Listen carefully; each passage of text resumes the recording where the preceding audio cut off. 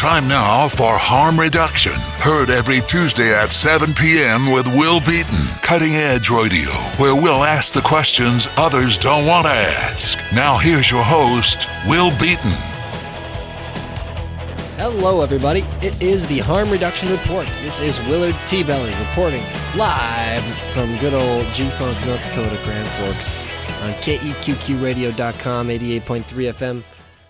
I'm happy to be hanging out with you once more. I'm back in Grand Forks now, so as you know, the last several weeks I've been reporting from California, from my remote base in Nevada County. And last week we just shared the episode involving the risk reduction workshop that I was out there to film. And it was wonderful fun. And it's good to be back as well. Good to be back in Grand Forks. So I've got the next 3 episodes are going to sort of be a little series. They sort of go together in my mind. For one reason being that after the next 3 weeks, I'll be moving and I'll be living out in the wilderness all summer. So I'm going to be sending in dispatches from the wilderness that will relate to what the Harm Reduction Report is doing. But your pal Cal is going to be the main go-to host starting in a few weeks. So this being my last round of episodes, I wanted to wonder, can I get in everything I want to get in? And especially as I'm leaving Grand Forks for a while, I'll be starting school in another state after the summer. So we'll be back in Grand Forks for the immediate future, at least, for anything more than just a visit. What do I want to say? And what do I want to include before the structure of the show sort of changes and my focus, my involvement changes? And what I ended up deciding to do was I came up with just the titles for 3 episodes. And then I sat down for a long time and I structured what I thought I'd want to include in each of these episodes. And I pieced it together. And over the next 3 weeks, I'll be sharing it all. The names of the 3 episodes are as follows, starting with this one, episode 28, Compassion, 29, Memory, and 30, Farewell. These 3 episodes, one thing you'll notice is I decided to use the Sorley Bridge as the thumbnail image for each of these episodes. One looks like it's a happy, bright summer day, Compassion. The next is the image of the flood, Memory, when the Sorley Bridge is getting totally flooded. And finally, Farewell. The Sorley Bridge, it's a picture of the bridge at night.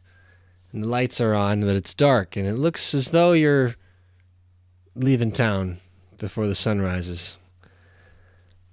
So what do these 3 words, themes mean, and why did I choose for them to center the last 3 weeks of my ideas here for the Harm Reduction Report?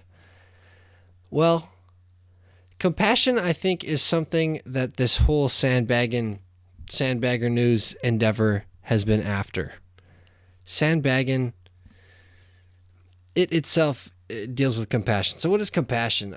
Alan Watts taught me that compassion, it's basically like the com means with, and passion means with the suffering. It means like you're living with suffering, you're accepting people where they're at, and you are going forward from there with healing on your mind to turn the harrowing into the healing. That is the art, the science, the craft of the Sandbaggers. To turn the act of the flood into something that's actually community building and extremely positive. That is the mysterious magic trick that the Sandbaggers play on themselves, and that's how they do their thing. So what a good word, compassion. I like it. Sandbagging is compassion in that sense. Recently, I've had this debate with some of my friends in the harm reduction world, and some of them are under the impression that harm reduction is not a good phrase because it assumes that all use is harmful. And now, I don't know if that is actually an assumption that the phrase makes or not, but it got me thinking, what does harm mean? What is harm? I mean, we're constantly asking what is harm reduction, and I love it. It'd be fun to interview like 100 different people saying, what is harm reduction? And everything they'd say probably would count. But what is harm anyway? Well, I looked it up, and it comes from this old word that also has Scandinavian origins. Harmer. I think it's how you say it. Harmer. Harmer. And it means sorrow or grief. So wow, who isn't for the reduction of sorrow and grief? And what is the medicine for sorrow and grief? How do you reduce such a thing? And I'm unsure yet, but I like the concept of the harm reduction report. It's the how much grief and sorrow has been reduced in the world due to the mindfulness of humans. I think that is the nature of what this show is about. And it's kind of nice thinking about these words and revisiting them from time to time. Of course, it makes me think about the Psychedelic Club. So when our friend James Casey founded the Psychedelic Club. Oh, this is great because here, there's a couple things I'm going to do for this episode. Two things. I'm going to share with you two different essays that I just today recorded myself reading. I wrote both of these essays. One is called All Are Welcome to Change. It was published in this book by ABCLO Publishers in a textbook called Youth Substance Abuse. And they include this whole essay sort of at the beginning of this chapter about perspectives on interesting drug-related topics. The textbook is solid. It's I went through it, and it's a mixture between. Well, I mean, it's not a mixture, but it lies somewhere between, say, for example, what Students for Sensible Drug Policy would put out for high school or younger education on drug policy and drug science, and what the DARE program would put out. It's very much in the middle. It's not like either of them, but it's solid, and I'm happy that my essay is included in this thing, because, it shares that perspective, and I don't know, it's nice. It's nice. I'm really happy about this book, and they paid me to do this, and they also gave me a copy of the hardcover textbook, and I gave it to Frank White as a memory and as a thank you for being our advisor all this time and being such a homie. And of course, I wrote about him in the in the thing, so I guess it makes sense. He's the one who taught me what the word psychedelic actually means. I had never looked up the root word meaning of the word psychedelic, which is very fascinating, and I found out it was only invented recently, this word, to describe what it describes. But basically it means psyche is the mind, and delic means manifesting, creating, exploring, expanding. And so psychedelic is really the mind manifesting nature of something living, of something involved in reality. And this group called Leafly did an article about us, interviewed me and interviewed Frank White about how psychedelic clubs on college campuses are changing the conversation about drug policy and stigma related about drug use and stuff. And it was in this, I knew that Bailey Ron, who wrote this article for Leafly, had interviewed both Frank and I, but I didn't even know. I found out all this about the word psychedelic in Frank's interview, in his quotes in the story, and I was stunned. And he said, this is what the club is doing. They are trying to expand people's minds, and that is what the motto is. To spread perspective is the motto of the Psychedelic Club. So makes sense there too. So this first essay I'm going to be sharing with you, All Are Welcome to Change, was printed in this publication, and I'm going to read it for you. It's interesting because it tells the story. This was right when we started the Psychedelic Club, at the very beginning. In fact, at the end, you'll hear me make mention of the fact that we are just about to have our very first Psychedelic Club meeting. So I published this. This was published a couple years ago when I was going to school at UND. About to do this with Frank and our friends, and we pulled it off. Wow. And it's funny now for me to listen to the wordage and what I'm excited about, what I'm proud of, because as you people know on the show, like, you've heard stories about what happens after this. And you know that it gets better from here with all of our events at the Empire and all the fun stuff that's happened and opportunities we've been able to take advantage of.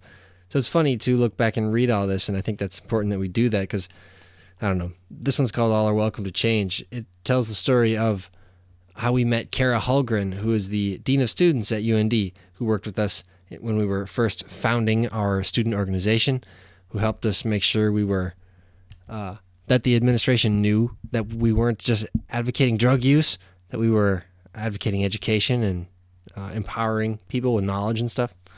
It's solid.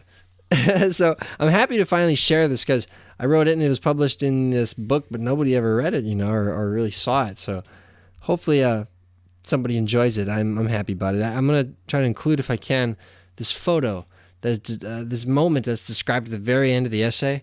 I have a photo of these banners, and I'm going to maybe attach that with the thing. The textbook ran this photo next to my story, and I think the photo helps tell the story. Maybe I'll post that if I can.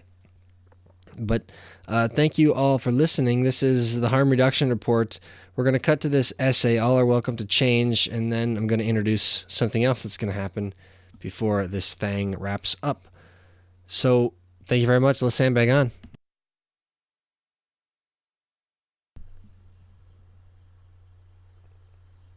All are welcome to change. Dying ourselves.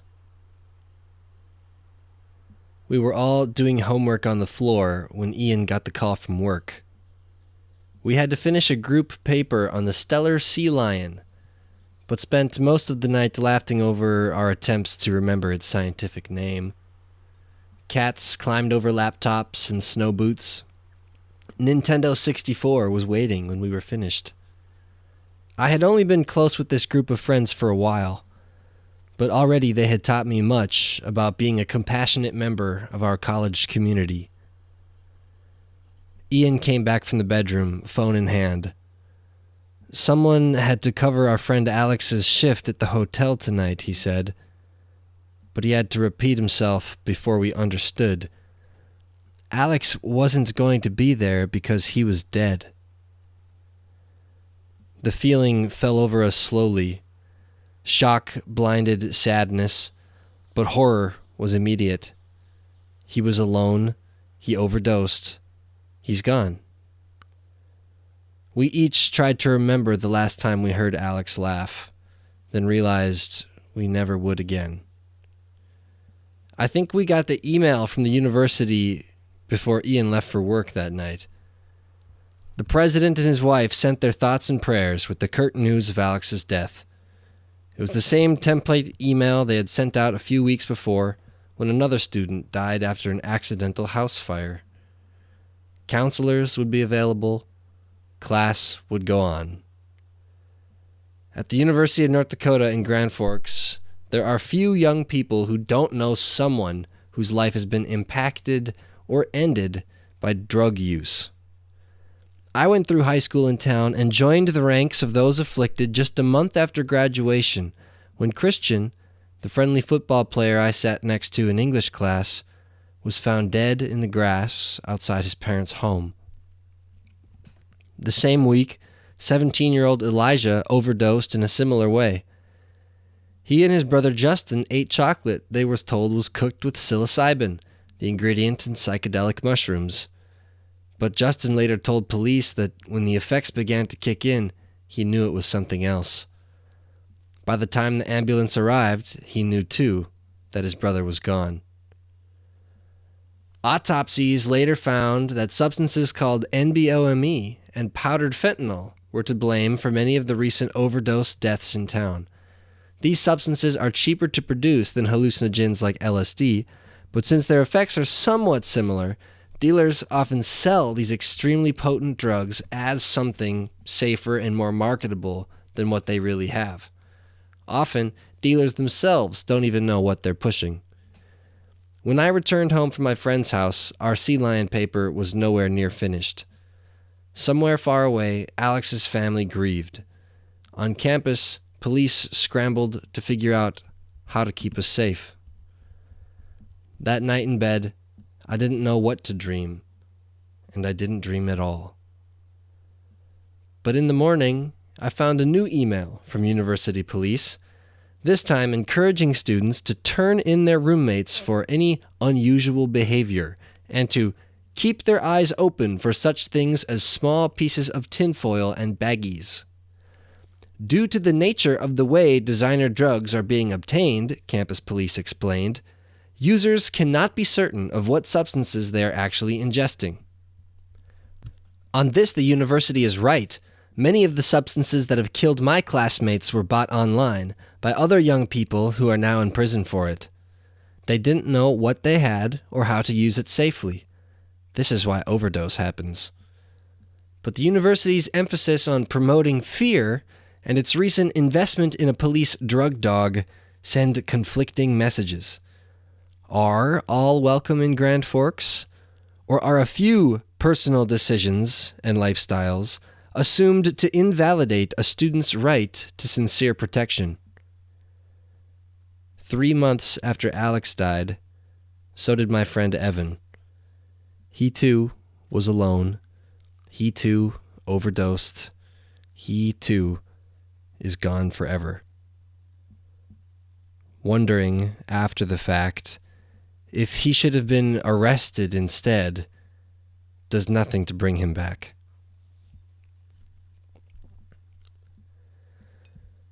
Questioning ourselves. It was dark inside the tent. Music and voices swirled outside, rolling down the hill toward the stage.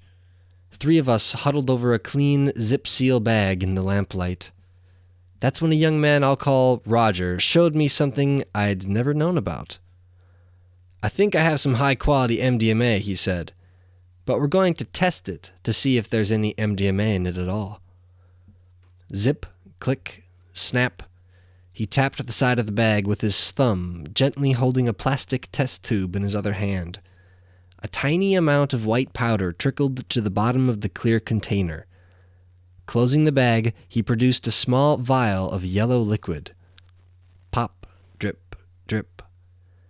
2 drops slid along the inside of the tube. When it made contact with the powder, it bubbled, fizzed, and began to change color.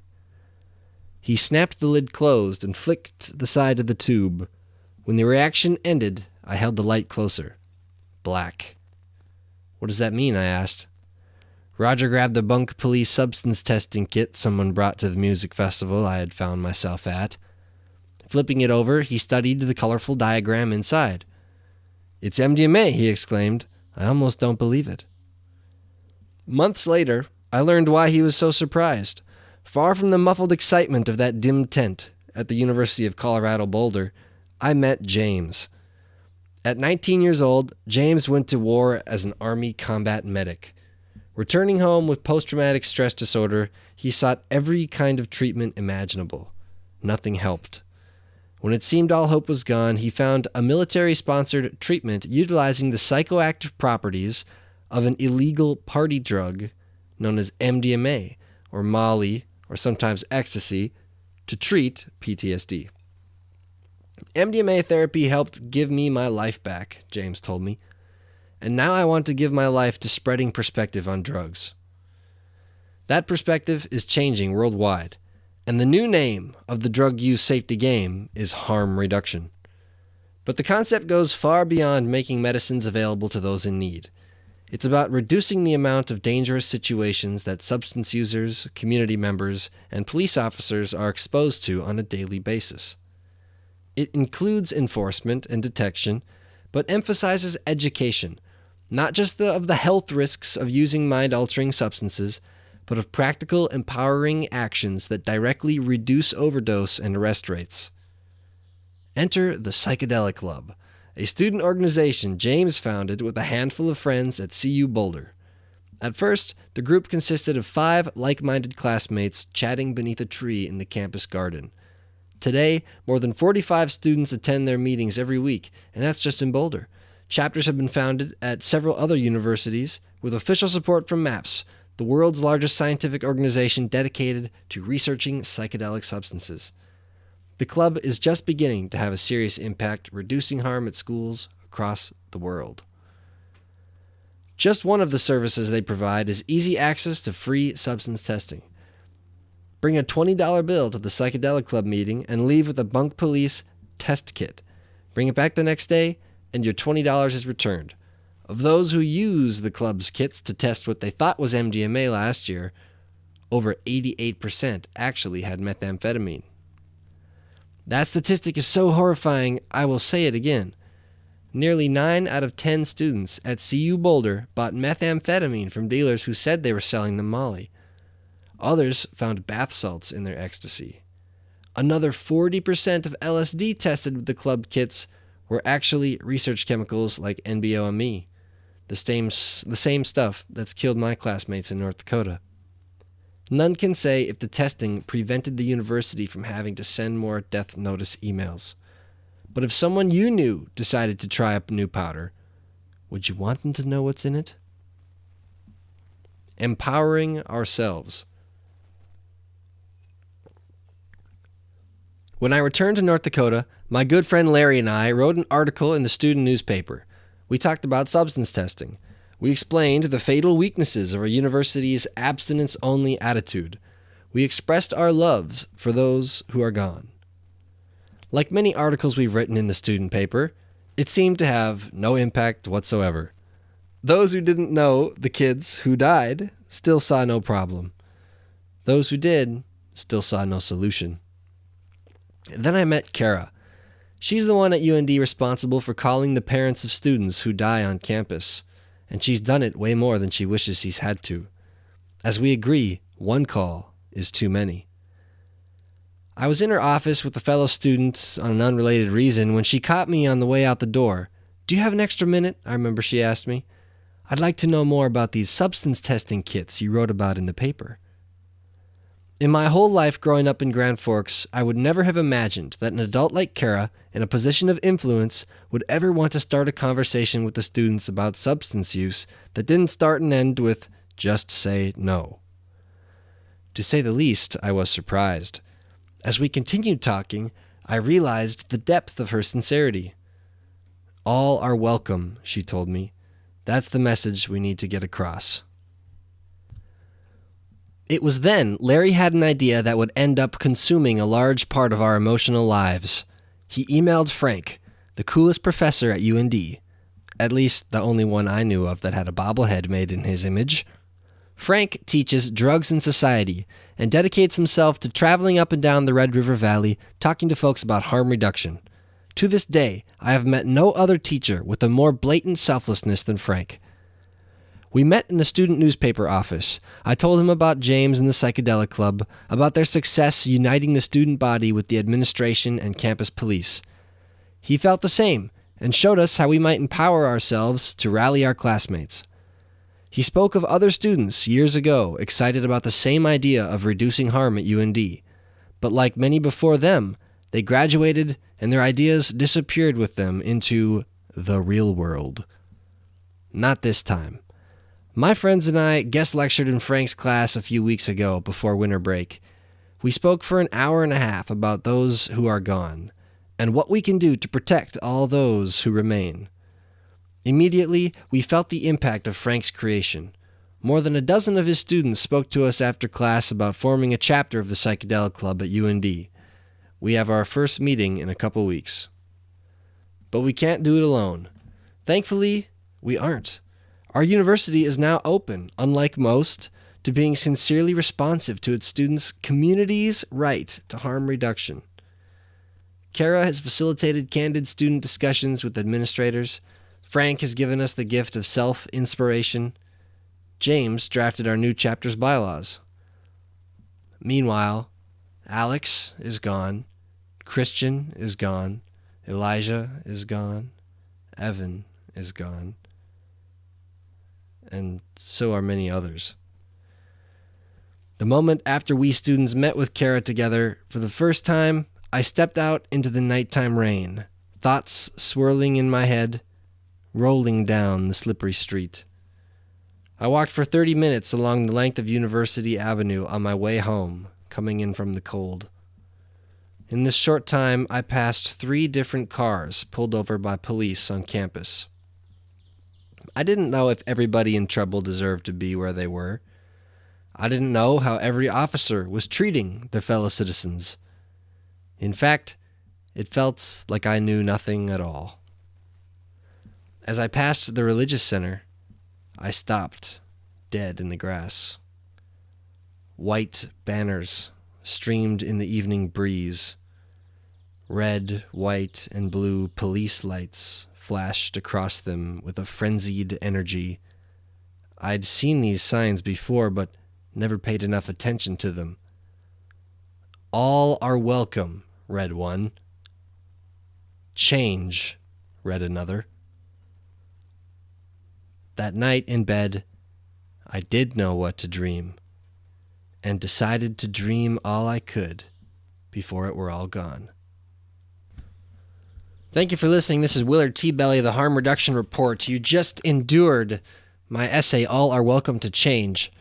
Thanks for listening. I guess I really love reliving it every once in a while because it brings me into how grateful I was for James Casey in the very beginning when I first met him and realized that as a student going to college, I could make a difference in real people's lives and in the movement of this really special thing, this harm reduction community.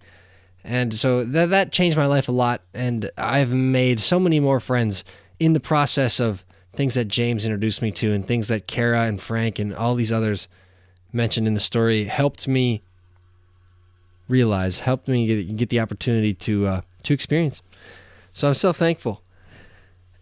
The next essay I want to show you is something I just recorded myself reading. It is something that was published a couple years ago in the Voices of the Valley publication. So I've written a couple things for this publication. It's associated with the UND Writers Conference that happens every March, every spring in good old G-Funk. It's on like the 75th anniversary of the Writers Conference, I think. Oh, maybe that sounds like a lot. I'm not sure. A lot. The Writers Conference is really fun. I went every year when I was going to UND. This essay they published a couple years ago when it was about their flood stories on the 20th anniversary of the 1997 flood. So yes, the 2017 edition of their publication, they were collecting flood stories, and so they let me write about. It's a story called Sandbaggerizing. Come Home, High Water. This is my essay, and I read it, and I think it goes well here at the end, if I'm going to share it anywhere, at the end of this episode about compassion, because it was my own personal my own personal story, how I learned about compassion in the context of greater than just like a personal relationship. It, too, for me, is something fun to consult every once in a while because it was written at a time in my life that meant a lot to me when I was going to UND, living in what my friends and I called the Sandbagger house. My friend had a van, the Sandbagger News van, which is described in the story. Truly a wonderful van. We had a lot of fun in this van, my toady. The point of the Sandbaggerizing, is what we called this road trip, was to, it was our own rising into our sandbaggery.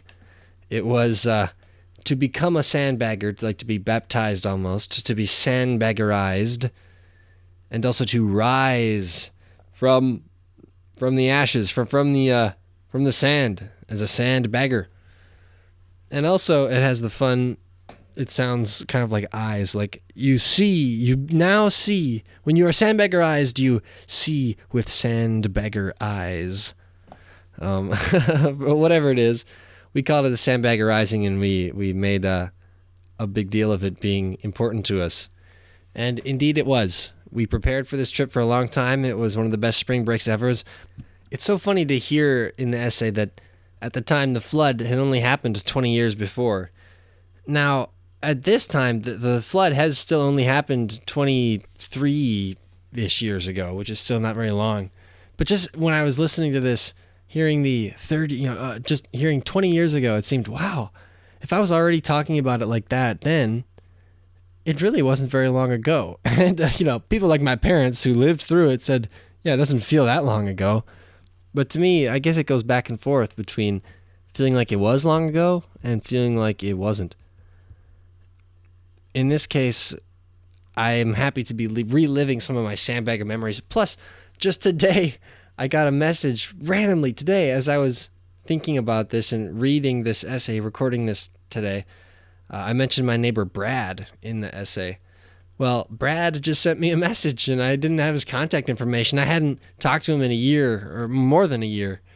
And I thought I'd probably never talk to him again unless I run into him on Hamlin Street. But he sent me this message saying hi, so now I have his email, and that's cool. I'm going to send him a message and probably send him this right here because I quote him in the essay. So I feel like this is a sign. I'm gonna send this to Brad afterwards. So shout out to Brad for being a homie on Hamlin Street. He knew it. That it was called the Sandbagger Street, really, and he was one of the sandbaggers with us on Sandbagger Street. Wow, what a street we had. We had friends on every block, on every corner between the Ralph and the Union. Right there on Hamlin Street, that little one-way. So many memories just from living there about a year and a half, including hanging out with Brad, who lived next door. He'd lived in that house. His mother grew up in that house, or at least she lived there for a long time. He grew up in that house, and we hung out with his dog, Duncan. Yeah. Sandbagger Street, what a place. There were friends, on every block. And whenever we would walk to the Union, you'd constantly run into people. You say hi, and you have to give yourself more time than you think you need to get to class every day because you're bound to get caught up in a little sandbagging. You know, we mentioned before these flood call database. I recommend it again to anybody who wants to check it out, especially the call tagged marijuana. Just priceless. And another call tagged Hamlin Street. You can hear this old guy. I'm not sure who he is, but he is saying, he's calling in 911 on the day the town was evacuated, saying the water's coming out of the storm drains and it's coming up the coulee, and these people on Hamlin Street were trying to sandbag it around it, but they didn't see the storm drains are overflowing, and very dramatic. So check out the UND flood calls in the Chester Fritz Library. But some of that ought to be played here when I'm thinking about this old Sandbaggerizing essay that I'm about to show you. The point of me showing it, the point of me writing it was this one and the All Are Welcome to Change. Writing it was a mission to figure out for my own self what I actually believed. In the process of writing it, coming up with how would I communicate this to someone, I had to decide, what is it I truly want to communicate? And that's a valuable experience. Perhaps there ought to be a word for that. Perhaps there are many words for that, and I'm just not thinking of any of them right now. But, I like the concept. I think we all certainly felt sandbaggerizing at the end of this road trip. And it really does feel like the Sandbaggerizing has gone on and on and on. Ultimately, what this helped us achieve was realizing this vision, this dream. Wouldn't it be excellent to live in a world where we just travel from one Sandbaggerizing to the next? Gatherings of all shapes and sizes in every community that center around this idea where the people who are attending are going to build something or create something together that they could only do together. And then also they're going to party and have a wonderful time and express themselves and feel into that love that is the point of any of this. And make sandbagging fun. And in small ways, you can truly feel like you're living that kind of dream. But perhaps our concept of sandbaggerizing is our small way of dreaming big.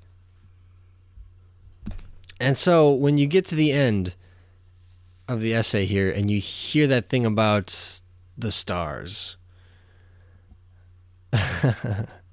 just imagine what else may be twinkling up above in the heights with the shining things we may have joined.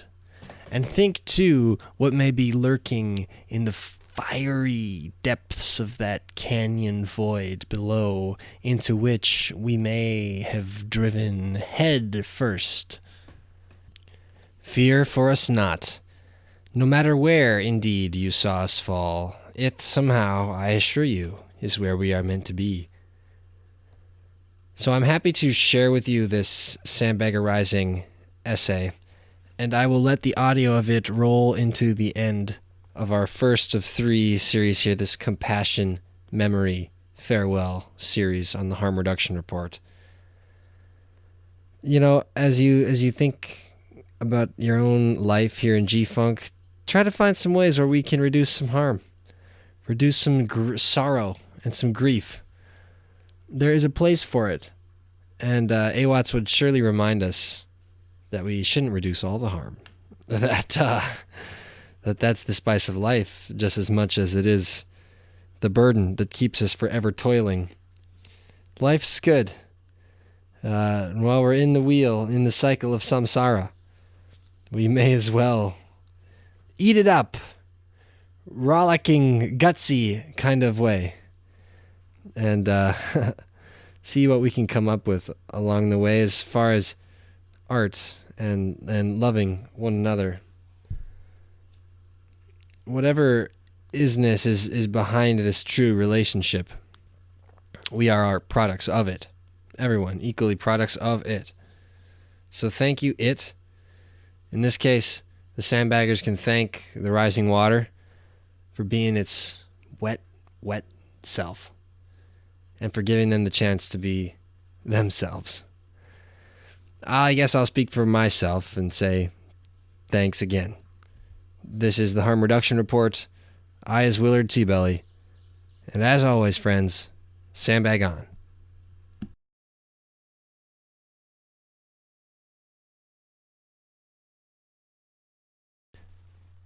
Sandbaggerizing. Come home, high water. The river. I was 3 years old when the Red River flooded, and the National Guard told my family to leave home. I was too little to remember, but I've heard the stories all my life of mighty sandbaggers, superhero people who appeared out of nowhere like bees upon the bed of flowers to build levees, rescue neighbors, and do their best to help out under the worst conditions. My parents, it seemed, had lived through something amazing and must have become who they are now because of it. What I had to learn had never occurred to me till recently. I could be a sandbagger myself, carrying the message of my mythological ancestors who did the most impossible as naturally as the Red Lake River pours into the Red at Grand Forks.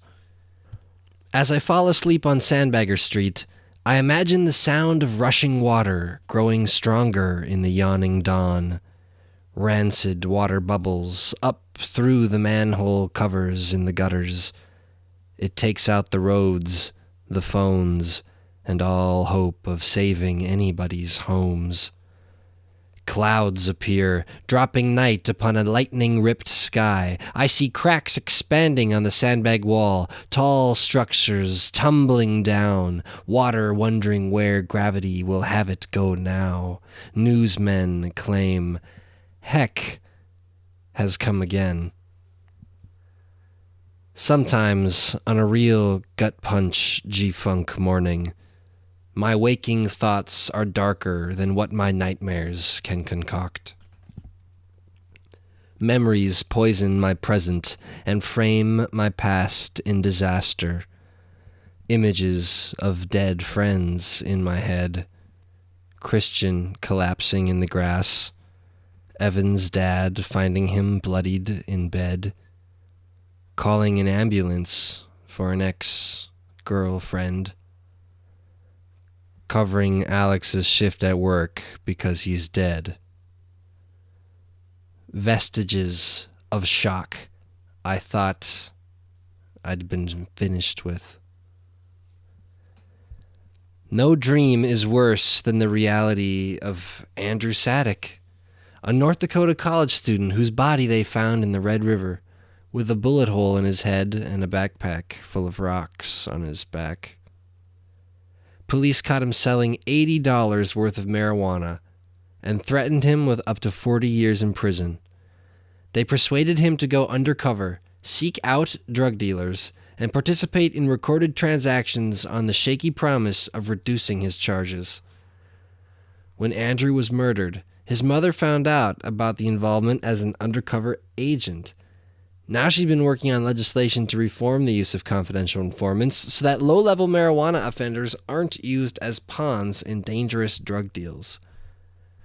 Our friends at Students for Sensible Drug Policy and the UND Psychedelic Club are trying to find ways to help. Perhaps my harm reduction friends are some of the new sandbaggers on today's flood of social confusion. If so, taboo is our rising water. The road. Matodi puked billowing black smoke into the frosty spring break air, and a circle of sandbaggers cheered in the melt-mud morning grass. A long-awaited March dawn welcomed us with winded, leafless trees and crispy breakfast cold. 6 of us prepared to set out on a 10-day adventure from the Red River Valley to the Colorado Rockies for camping, conversation, and sandbagging with friends. Matodi is the Sandbagger News Van, a 1983 GMC Vandura mystery machine with more built-in ashtrays than seatbelts. It electrocuted our Captain Gary a couple times when he tried to fix a few things under the hood. But the smell of gas and the black smoke meant Matodi would roll. The Sandbaggerizing had begun. We sandbaggers discovered each other in Grand Forks and slowly began to let ourselves in on our people's ancestral secrets. Sandbaggers can do anything if they do it together. But most of all, they need rising water. The certainty of the road's impending challenges mattered less than the fact that we would face them together. We found ourselves moving, as though on our way to the sandbag wall to satisfy some sacred purpose. Our destination mattered none whatsoever.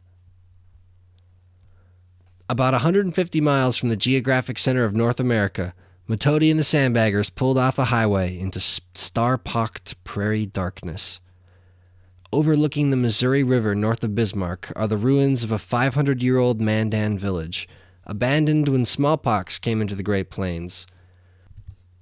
We walked between the earthen lodges, now overgrown mounds casting moonlit shadows on the hill, and laid above what may once have been the roof of somebody's house centuries before.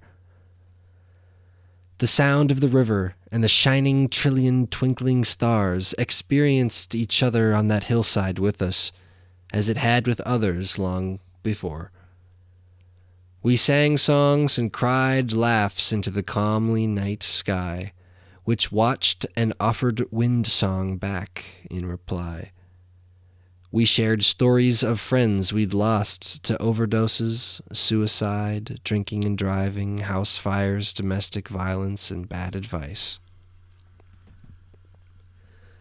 I asked the young man who brought us to the Double Ditch village that night about his dreams for North Dakota. I want to die here, he told me, at home in the room I was born in. It's where he'll raise his family. It's where he'll work. But being at home won't mean he'll be sitting around.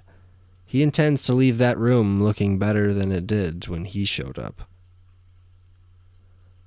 Matodi hadn't made it through the Deadwood city limits before breaking down the next morning. Something near the front tire snapped as we crept up a bumpy slope into the Black Hills. Had we not been slowed to 25 miles per hour in a construction zone when we hit the final pothole that sealed our fate, it surely would have broken later, perhaps as we approached a sharper turn on a steeper slope a roll away from oblivion. The police who arrived to direct traffic around us were remarkably kind and pointed us to the bus stop from which we could hop on a shuttle back into Deadwood to camp.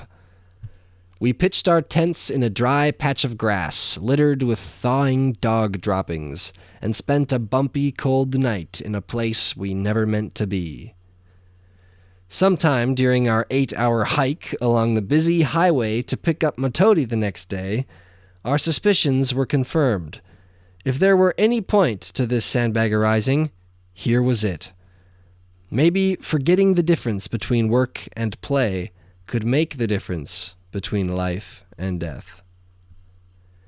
In Colorado, we spent half our time in an international food market buying things like cockroaches, and octopus that we ate around the fire at Cherry Creek Campground. One morning, I strolled toward the camp showers to charge my phone and eat a Pop-Tart. Inside, I found a stranger doing exactly the same thing and was surprised to hear that he had also just arrived from North Dakota. He and a buddy hauled a couple motorcycles all the way down in the back of their pickup for a spring adventure. You gotta get away from the places you love sometimes, we decided, especially home. How else could you ever return with something everybody needs? The lake.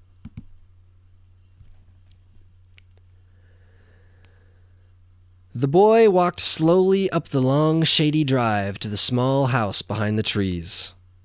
Gang sign graffiti covered its four walls and boarded windows. A massive pit bull stared from the porch as he ascended the stairs. The man emerging from the dark doorway held a shotgun at his side.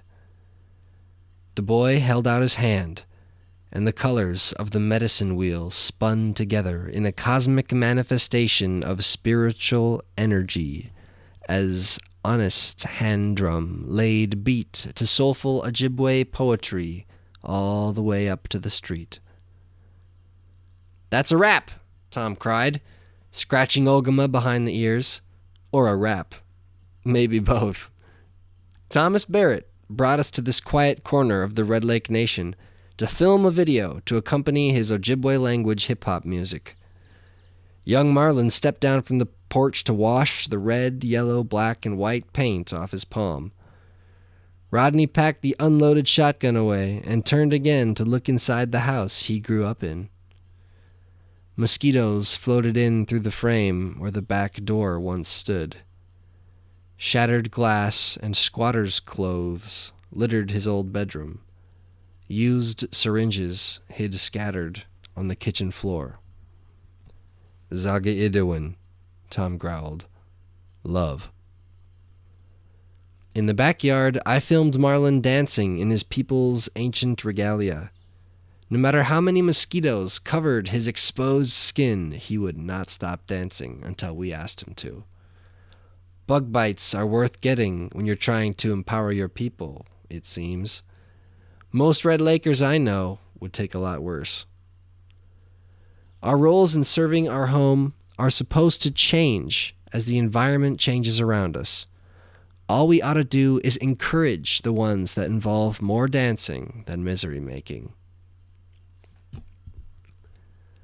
One day, before I'd ever even heard of Red Lake, I was packing up to bolt out of a class as usual when I decided to introduce myself to our guest speaker, Red Lake Department of Natural Resources biologist Jay Hughesby. He taught us about the collapse and recovery of the Red Lake walleye population in the 1990s, and I thanked him for sharing his amazing story with us. "Well, if you'll want to learn more about it, come on over any time," he said. "We'll show you around." So instead of studying for finals that semester, I drove to Red Lake with a friend to interview fisheries managers, tour the Red Lake Nation fishery, and realize that the community's connection with this spiritual ecology and their actions to empower it are something to admire. We never finished editing the footage we created that weekend, but the friends we made on that first visit have become people I have trouble imagining my life without. The day we met Tom, we spent some time drawing signs for his music video, Resolution. Then he drove us all around the Red Lake Nation, interviewing his friends and filming them holding the signs we made. In Redby, a small crowd gathered near the fishery building. The annual ice fishing derby was wrapping up, and soon they would judge the grandest walleye pulled out of the ice holes that morning. I squinted when Tom told me to drive out onto the lake. "Are you sure, dude?" I knew as a white man I would never go fishing on Lower Red Lake, but how ought I feel about walking on top of it? "Drive," he said again, pointing to the bumpy, snow-plowed paths on the frozen surface. My red 1998 Jeep Grand Cherokee Sharon and I have been amazing places together, but no morning drive has been more meaningful to me than that short trip across the ice. We parked and I almost slipped a dozen times trying to get my camera out of its bag. "Hey," someone shouted behind me. "No white guys allowed." I turned with an uncertain expression on my face. "Just kidding," he laughed. It was former tribal chairman Floyd Jourdain standing with Tom's dad. Both held signs in our video that read, "Honor the treaties," and "Sobriety is tradition."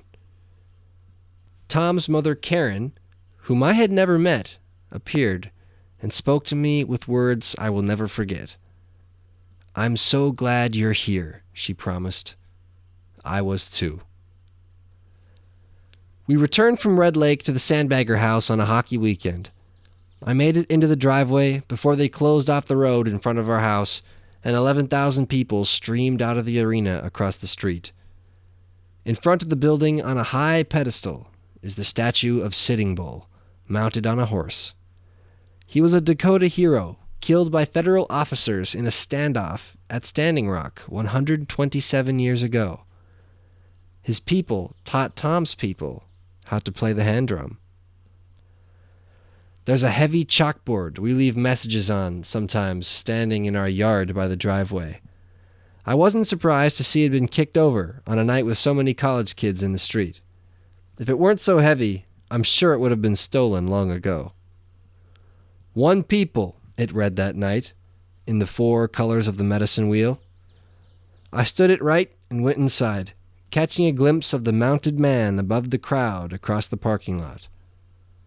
Hearing shouts and liquored laughter, I glanced out the window. A group of young men loped ahead of their shivering dates on the sidewalk in front of our house. All wore the same image of Sitting Bull's face on their sweaters. None questioned the friend who kicked the chalkboard over once again. Most laughed. I smiled too. The Call. I'd never seen the Empire so flooded with people. Maylie Smith stood above them on stage like a sandbagger looking down from the edge of a trembling levee. She directed Faded, a film about kids we grew up with who have become casualties in the war on drugs. Some died a few weeks after graduation. Some died later. Some are in jail or addicted to things they can't get treatment for now. The rest of us realize that nobody seems interested in helping the younger generations understand substance abuse with any real sincerity. If we allow Just Say No to control the conversation, the taboo will never break and will never get well again. Your stories will change lives, Maylie reminded our fallen friends that night at the Empire. They already have. A video we made of the discussion panel following her film screening won us a contest from the Museum Institute in Washington, D.C., and Maylie and I got to travel there to be interviewed about harm reduction in North Dakota. I wondered if I ought to have changed out of my ratty old sandbagger shoes as we walked into the glorious museum studio and with their other assembled student filmmakers. We ate lunch in a boardroom overlooking the Capitol building and Pennsylvania Avenue. A sign on the balcony said people used to keep their slaves and pens under the street there when they visited Capitol Hill. Jean was a gracious host, and I'm so grateful the museum had earned a grant to fly us all out there to meet each other. We had much to discuss and another video to make together. I asked if I could record a little video of my own while the group chatted. "Well," he smiled, "it's hard to say no pictures in the House of Free Speech." Downstairs in the impressive night studio, each group prepared to share their own stories on camera. While they played our video, I counted the lights on the ceiling and wondered if my story would have played itself out this way had the stories of some of my friends not ended the way they did, too soon, because of something as simple as somebody losing count of the number of drinks they had. I can't remember just how I answered Jean's questions, but I know I said something about communication being both the problem and the solution when it comes to reducing substance abuse. When people's grandparents feel they have to hide their addiction, we've got a problem. Leaving the museum feels like walking out of freedom's front yard. You're amazed at what it's become, but you wonder what it will be when you come back. I crossed the street, wondering what they'd be saying about harm reduction in the big pointy building down the avenue the next time I visited again. The Cliff. A year has passed since the Sandbaggers spent spring break on the road with Matoti. 20 have passed since water amassed in the coulee banks and poured through the storm drains to drown Sandbagger Street in front of our house. Our next-door neighbor Brad remembers the '97 flood. He was living in the basement at the time and lost everything he owned.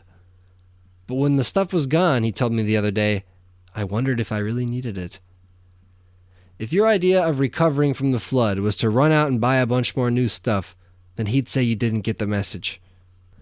It was a gift to stand in uncluttered homes with room enough for once to know that all we'd need, we'd really never lose. The people we love and our ancestral roots. Brad worried about the newsman's tendency to sound almost boastful of our community's altruistic instincts, as if people elsewhere wouldn't come together as we had in the face of emergency. People come together everywhere, he said. We should be proud of it, not because we have it, but because we can share it. As of this writing in March, the North Dakota House of Representatives approved Tammy Sadek's confidential informant reform bill with unanimous consent. Upon approval by the Senate, the governor promised to sign Andrews' law into effect and celebrate harm reduction as a tool to reduce drug use and its violent effects on our communities. When I dream today, it is of waking up beneath the Sandbagger banner, stepping out into shin-high rising water, and tromping over to join my friends on the sandbag wall to scheme up some impossible plan and help save the town. As an old sandbagger once told me, I don't know what I'm doing, but I'm doing it. I don't know what I mean, but I mean it. So if you're driving along one lonely night and suddenly see the Sandbagger news van flying off the cliff, pay us no mind. We're just sandbagging ourselves off somewhere we ought to be, either at the bottom of the valley or someplace high among the far-off stars.